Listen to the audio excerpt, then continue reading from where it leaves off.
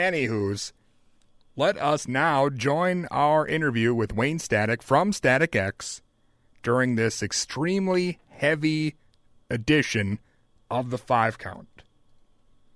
KMSU. Hey, is Dustin in? This is Dustin. Hey, it's Wayne Static. Wayne, how you doing today? Good, man. Sorry I'm late. I just lost track of time. I'm working at the house trying to get ready for the tour, you know. Oh, no problem. Is this a good time to ask you a few questions? Yeah, absolutely. All right, well, first of all, I'll introduce you to my co-host, Ton. Hey there, how you doing? Tongue is in lingual tongue? 2,000 pounds. 1 ton, that's what it is. Ton is in 2,000 pounds. Yep, okay, cool. There you go. What's up, Ton? How you doing? I'm pretty good, man. Glad to have you on the line. If you're ready to go, we'll get started. Sure. All right, well, I guess first we'll start off just kind of, if you can go over what got you into playing music. Like, how do you start playing? Oh, wow. That's a long time ago. You know, my family was a musical family, so it really wasn't if we were going to play, it was kind of what we were going to play. You know, like my family, we all played at church together and, you know, that kind of deal. It was kind of silly, really. But I started playing guitar when I was 7 years old, and my neighbor taught me how to play. And I entered my first public performance was in 2nd grade. I entered a school talent show, and I played Skip to My Lou, and I won.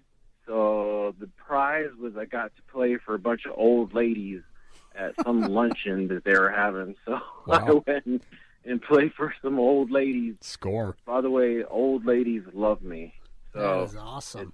It's just I got this crazy thing. Old ladies love me. It's really weird. I don't know why. You'd think they'd be scared. Nope, it's complete opposite. So you know, from there, you know, I discovered Kiss when I was 9 years old, and then, you know, that just ruined my life. Of course, you know, any young boy who discovers Kiss, it's all over with. You know. I saw the cover to a live one, and I was like, man, this is it. It's all over with. I want to be Paul Stanley. And, you know, I had these delusions in my mind that I looked just like Paul Stanley, and because no one knew what he really looked like back then, you know. And I had these delusions that, like, you know, he was going to quit the band and Kiss was going to ask me to replace him and no one would know. And, you know, I practiced my Paul Stanley makeup and my poses and started a cover band. And, you know, it was just Kiss all like for, you know, 4 or 5 years. That was my life.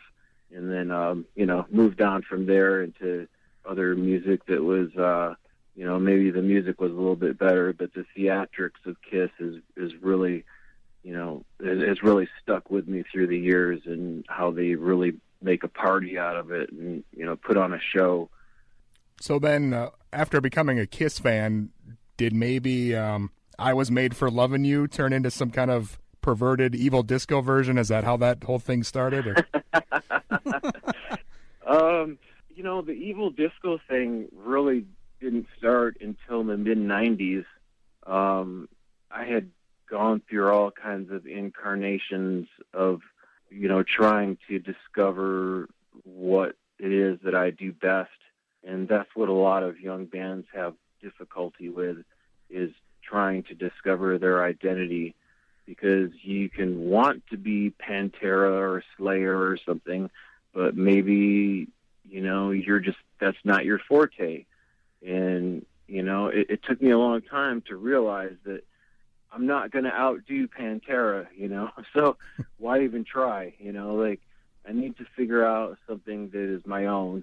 And I went back and looked at all the phases of my musical preferences throughout my life, and sort of took all of them and put them all together, you know, because I went through this goth phase and industrial phase and metal phase and you know, all these things, and just sort of put them all together and came up with Evil Disco somewhere in the mid-'90s, just kind of by accident, really. It was more of a joke than anything.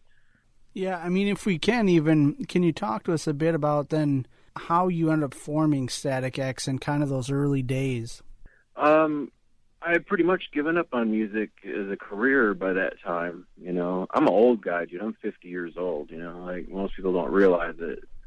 Because I have a young wife, and I just act younger, and time's been good to me. So, but I'd pretty much given up on music by the mid '90s. I hadn't gotten signed yet, and I was like, well, I'll just move to LA because I'm tired of the weather in Chicago. It's like it's always too cold or too hot or snowing or raining or something.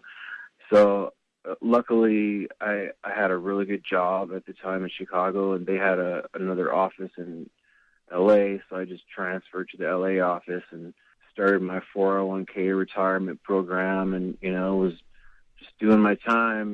Figured I'd just work like a working stiff and retire, someday, and at least I'd be somewhere where it's warm. And I just kind of started the, jamming around, for fun, really, just kind of doing things with a joke. I remember like one of the early songs, we'd start with a drum machine with like a disco beat, like, and then we just like, let's just speed it up really fast so it's really stupid, and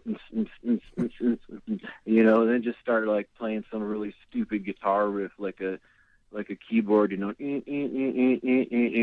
just a really dumb, stupid crap, and just throw it all together, and then I'll just scream over everything, just like as loud as I can over everything, and somehow it kind of took form, and people started digging it and coming to our shows, and things just kind of happened, in a matter of a year or two. All of a sudden we were signed, and we were selling out clubs in LA, and things just kind of took off. We never really tried. It just kind of happened.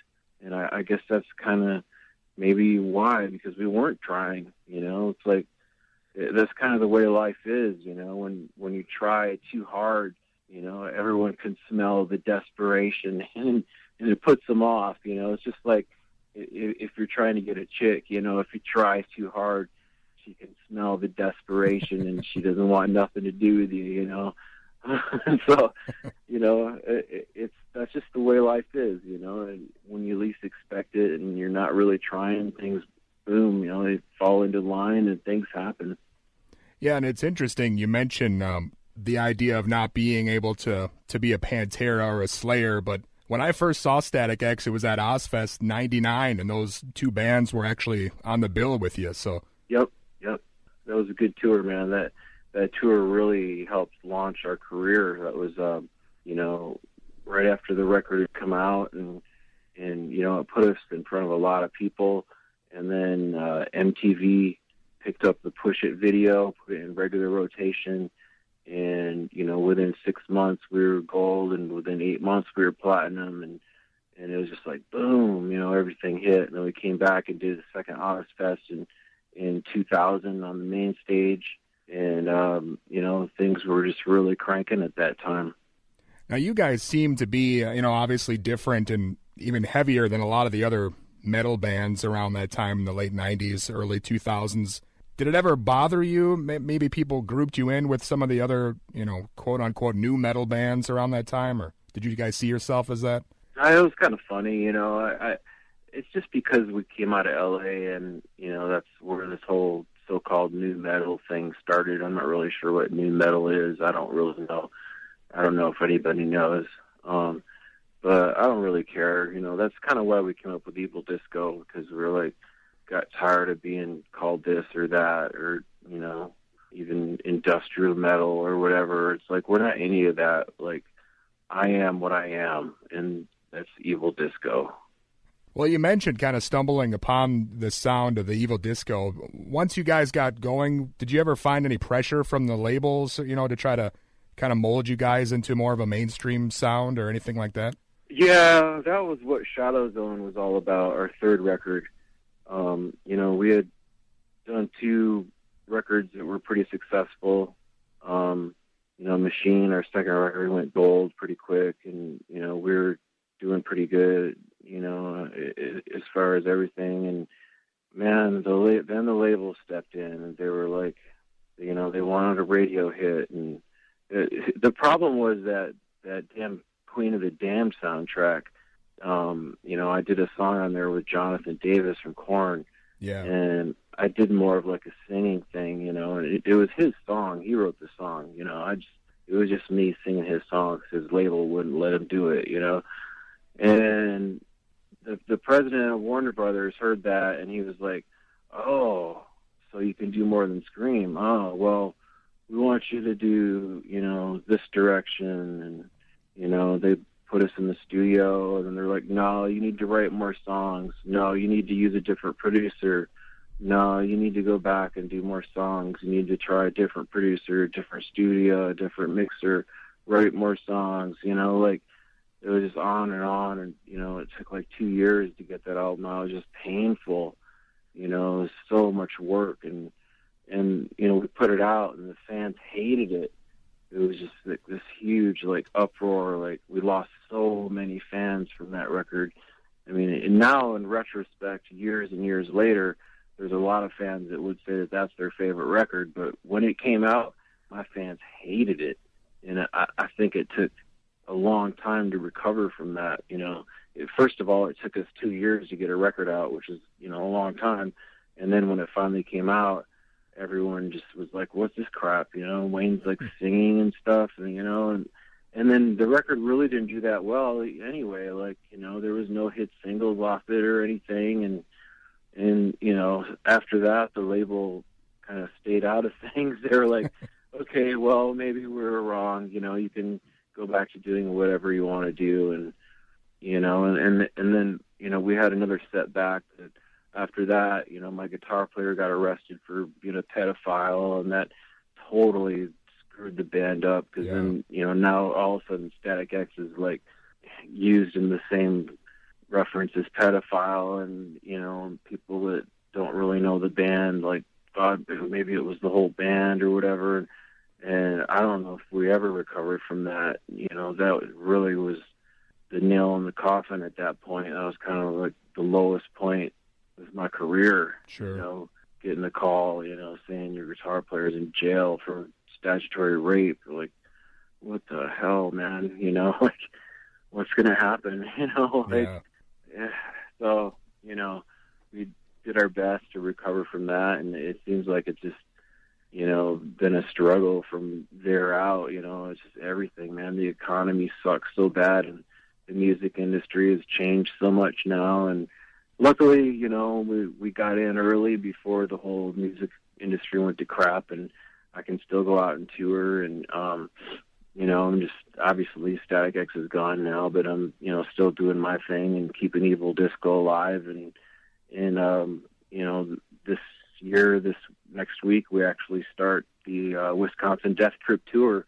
We're going out playing the whole first album front to back. 15th anniversary of the release, so it seemed like a good time to do it. And I think the old school fans are really going to dig it. I'm digging it, just getting back into the old songs, some of them we haven't played in so long, so it's pretty cool.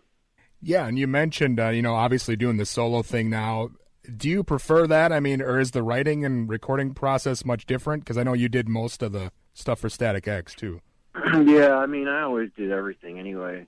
It's kind of easier because now, I don't have to argue with anybody. It's a lot easier.